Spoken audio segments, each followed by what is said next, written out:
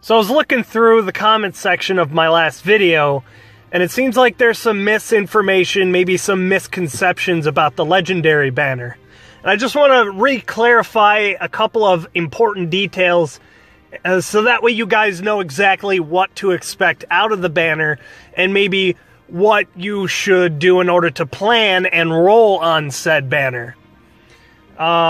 Basically, how you ought to summon on this banner, and how I am personally going to do it, so this is my opinion.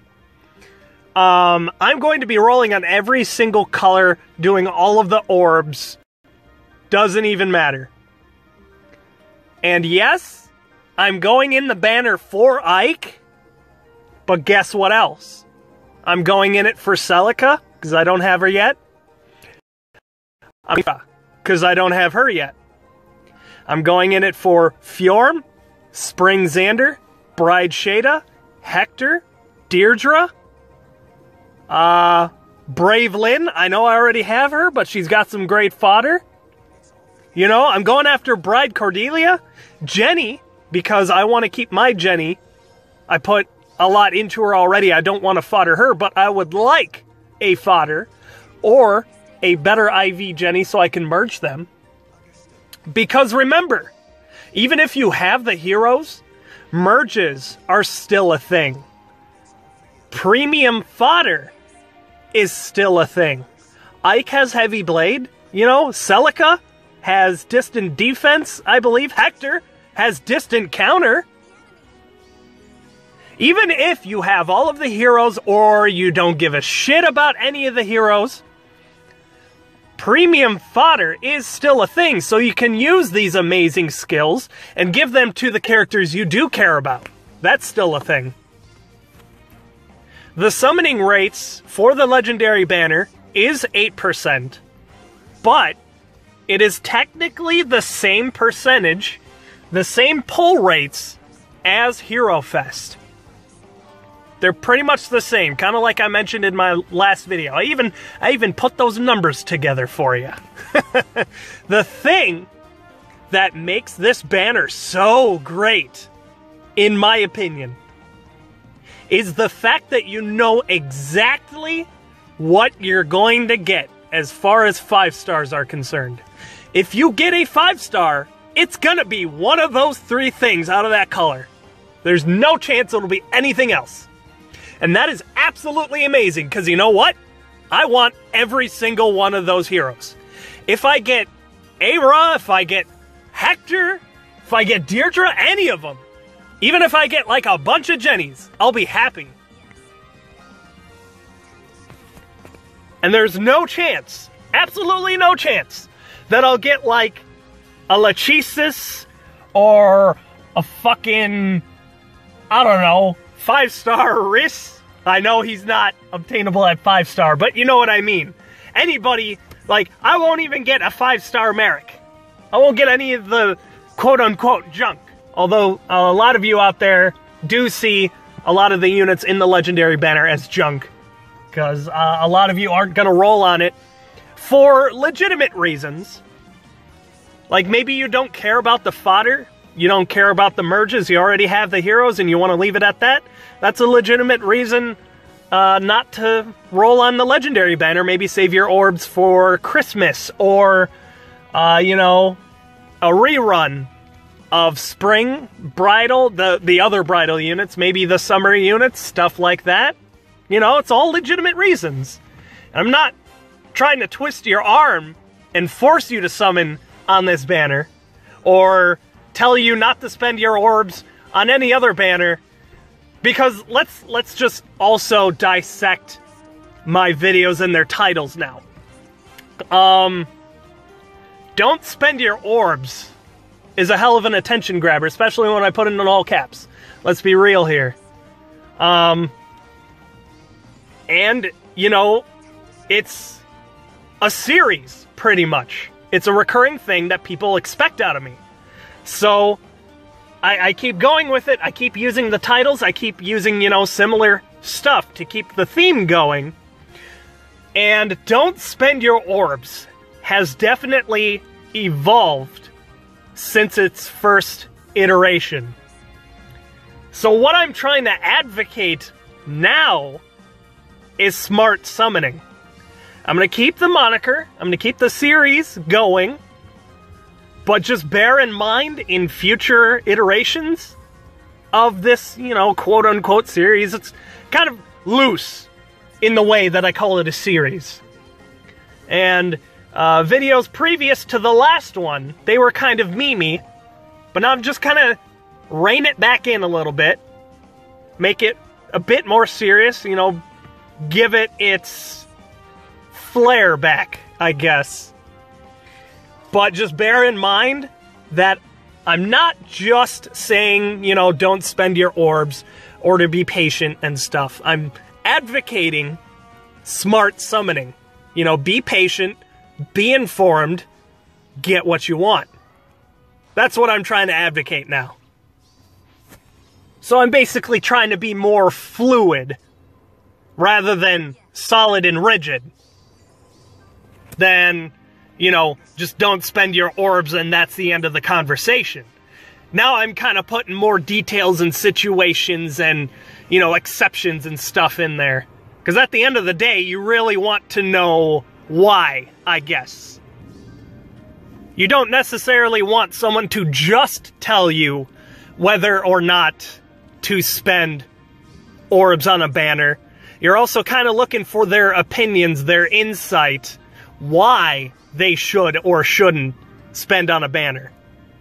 So I'm kind of giving you both sides of the story now, rather than just my own perspective. So hopefully at the end of the day, this will lead to just a general increase in the quality of said videos. Less of a lecture and more of a conversation, right? And, yeah, I think that's all I got to say about everything at the moment. Just kind of covering the bases, you know, expanding on a couple of details. I already know this video is going to be super long because I recorded a fat amount of game footage, as you can see from the Tempest Trials gameplay. And if you will have noticed, I actually replaced Brave Lynn's B skill with Desperation. Since I'm not using her in Arena, I'll more often than not be using her to, like, kill mages and the like, so Desperation gets me more value. So that's why that's there and, you know, etc. I'm going to give Lucina Rally, Speed, and Defense as her support skill in just a little bit here. I don't think she has it in this gameplay footage, because I didn't have enough SP. I think I'll give it to her later on. But since I know I have a lot of time to cover yet, I'm gonna tell another story. But it's not as gross as the last one. I didn't want to have too many stories involving gross details, to say the least. You'll know what I'm talking about if you heard my last story or two. So I'm going to tell the story, quote unquote, of how I got into Fire Emblem in the first place. This goes all the way back to about high school. And my friend, who those of you in the Discord will know as Stefan Zone, or even if you are a veteran of my channel and saw my video about the sexualization of Fire Emblem, which my good pal Stefan joined me on. So basically, it was high school, and I think it was around final exam season. So basically, if you didn't have exams, you can fuck off for the rest of the day. So that's exactly what I did, and I would go over to Stefan's house and, you know, play some video games with him, and he would usually crush my asshole in most of those, especially because, he had a lot of games that I didn't play, one of which was, like, WWE, and, you know, I got sick of him kicking my ass, so I was like, hey, do you have any other games? And, you know, I was sick of, like, all of the multiplayer games, and I think I showed up at his house one day, and he was already balls deep in a game, and that happened to be Fire Emblem, and he was in the middle of a thing, didn't really want to stop. So, oh, that's okay, I'll just watch you play. I don't have a heck of a lot of time anyway. And that game was Fire Emblem Path of Radiance. So that also kind of explains my bias towards the Radiance series. And even back then, strategy and RPG games were definitely my bread and butter, definitely my favorite flavor of game and genre. And it looked super interesting. It had grid-based tactical RPG, or rather, why the fuck am I even explaining this to you guys? You know exactly what Fire Emblem is! So, it was a fucking Fire Emblem game, right? And everything in it looked fantastic, and the story development, you know, the animations in it were pretty cool, and because it was a console release, everything was rendered in 3D, so it was very impressive at the time. And, just everybody had a unique flair. All of your player units. It was great. I fucking loved watching him take his units, attack the enemy. It was like the most amazing game of chess you've ever seen. Although, saying it like that probably makes it sound underwhelming. But if I remember correctly, he was actually playing the port chapter in Path of Radiance, the one where you run into the Black Knight. He just walks out of that random hut in the middle and kind of chases you down if you're not careful. And that was probably the best thing I've ever seen, you know, in regards to gaming at that point. And that's how I really got into it. And I ended up getting that game myself. On my GameCube, played through it, best fucking game I ever played. Radiant Dawn came out, I couldn't get enough Fire Emblem. I needed to play the next one, then the next one, and, you know, Stefan did a great job of explaining the game to me, and fucking, you know, how great it was, showing me stuff, and, yeah, it was a match made in heaven. There it is, the rally, speed, and defense. I ended up giving that to her because she could make the most use of it, being generally a buff bot. Give all the buffs in the world. And so that's pretty much the story. Nothing too crazy about it. That's how I got into it. Ain't too many details to go into. So I'm not missing anything by shifting my focus back into this gameplay again. But here's the list of friends that made it on. Hi, Zero. It's the wrong Zero. I'm going to make fun of Zero in the Discord because it's a different Zero, oddly enough. So these are the people that made it on.